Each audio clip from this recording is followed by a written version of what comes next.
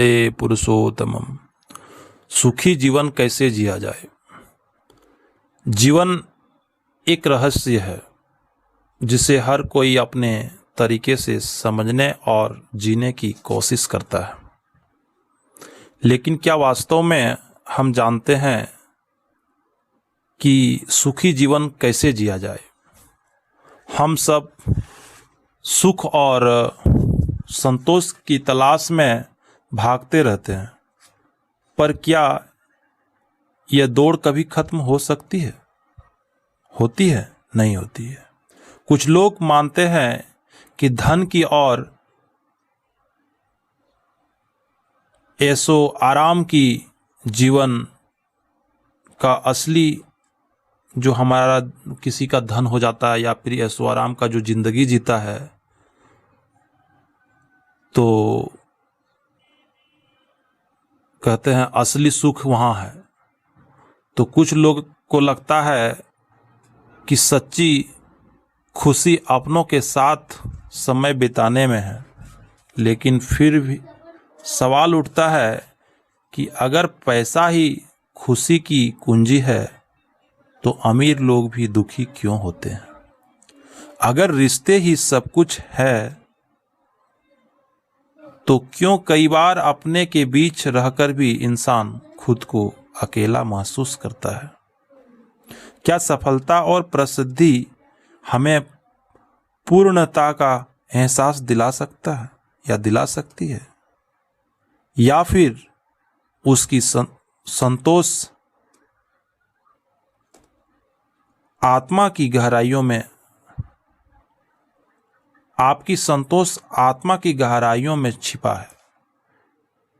क्यों कुछ लोग बड़ी बड़ी उपलब्धियां हासिल करने के बाद भी अधूरे रहते हैं, जबकि कुछ लोग साधारण जीवन जीते हैं और जीते हुए भी भीतर से प्रसन्न, खुश और संतोष भी रहते हैं? क्या बाहरी दुनिया की चकाचौंध हमें वास्तविक आनंद दे सकती है, या हमें अपने भीतर झांकने की जरूरत है? इस सभी सवालों के जवाब जानने के लिए हमें सही मार्गदर्शन की आवश्यकता है। आज हम इसी विषय पर चर्चा करेंगे और जानेंगे कि श्री श्री ठाकुर अनुकूल चंद्र जी सुखी जीवन के बारे में क्या कहते थे और हमारे विचारों में क्या ऐसा है जो हमारे जीवन को वास्तव में आनंदमय बना सकता है। स्वागत है आपका हमारे जीवन जननी YouTube चैनल में। तो चलिए वीडियो शुरू करते हैं। श्री श्री ठाकुर अनुकूल चंद्र जी का मानना था कि सुखी जीवन की शुरुआत हमारे भीतर से होती है। हमारा मन एक विशाल समुद्र की तरह, कभी शांत कभी तूफानी।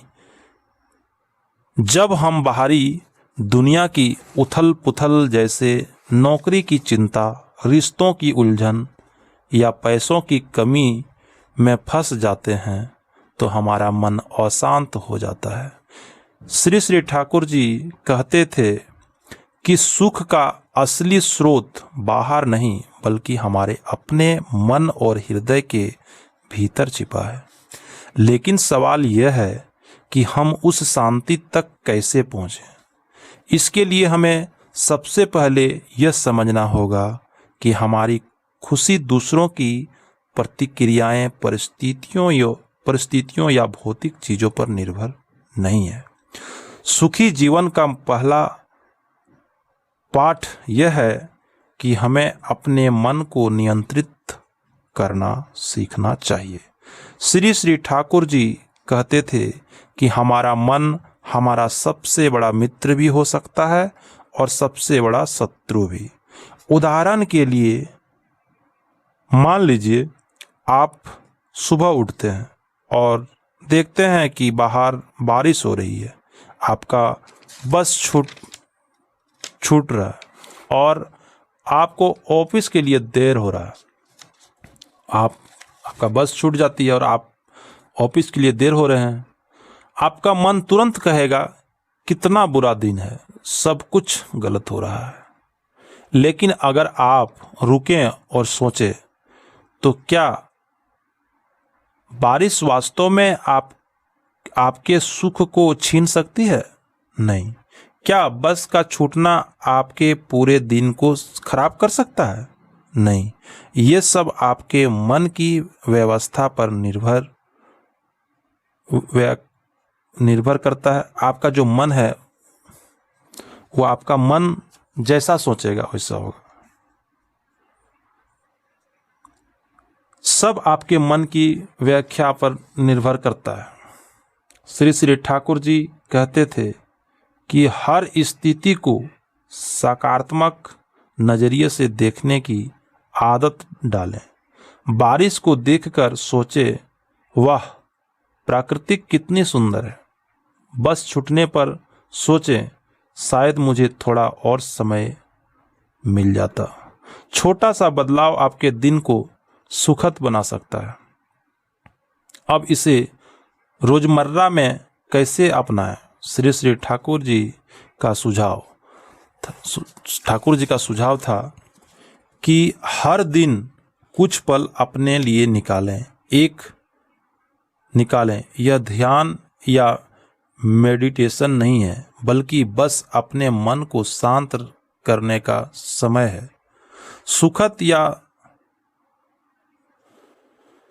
ये जीवन को देखिए 5 से 10 मिनट समय हर इंसान को निकालना चाहिए, खाली समय, शांत रहना चाहिए। ये ठाकुर जी का कहना है। सुबह या शाम को 5 से 10 मिनट के लिए एक शांत जगह पर बैठें, आंखें बंद करें और गहरी सांस लें। अपने मन में चल रही बातों को देखें, लेकिन उन्हें जज ना करें। जैसे बादल आसमान में तैरते हैं, वैसे ही विचारों को आने जाने दें।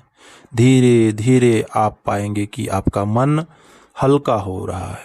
यह अभ्यास आपको यह सिखाता है कि आप हर स्थिति में शांत रह सकते हैं।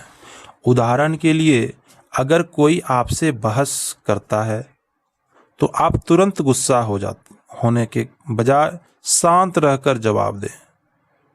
पाएंगे यह शांति ही सुख की नींद है।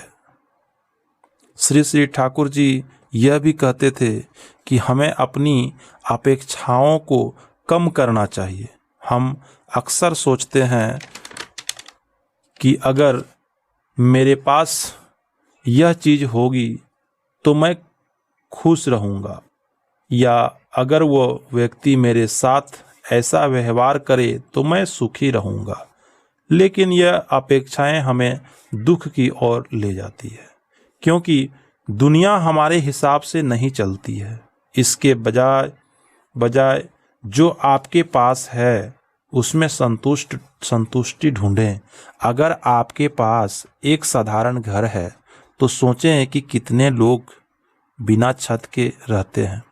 अगर आपकी नौकरी में मेहनत करनी पड़ती है तो सोचें कि यह आपको आत्मनिर्भर बनाती है।